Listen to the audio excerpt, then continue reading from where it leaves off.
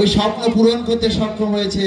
ওই সেই সোনাখালী নিয়তি যুব সংঘ বলগার সেই জিয়ার নেতৃত্বে কংগ্রাচুলেশন জিয়াকে। বাগেরহাট জেলা দলের গোলরক্ষক, সাবেক জাতীয় দলের গোলরক্ষক, সত্যি ওই হাসতে হাসতে কিন্তু মাঠ ত্যাগ করেছে এবং চোখে পানি নিয়ে কিন্তু আলপাড়া সবুজ সংঘ মাঠ ত্যাগ করেছে। এটা তো নিয়ম, একদল জয়লাভ করলে হাসবে, পরাজিত হলে চোখে পানি আসবে, এটা তো খেলার সৌন্দর্য।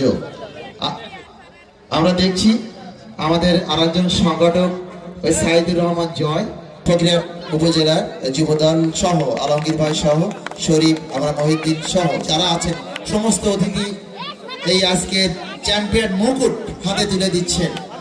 ওই আরাফাত রহমান কোর্টের স্মৃতি আর দিলের ফুটবল টুর্নামেন্ট ওই চ্যাম্পিয়ন হলো কারা? সোনাখালী নিয়তি যুব সংঘ বনগাঁ। অভিনন্দন জানাচ্ছি সবাইকে,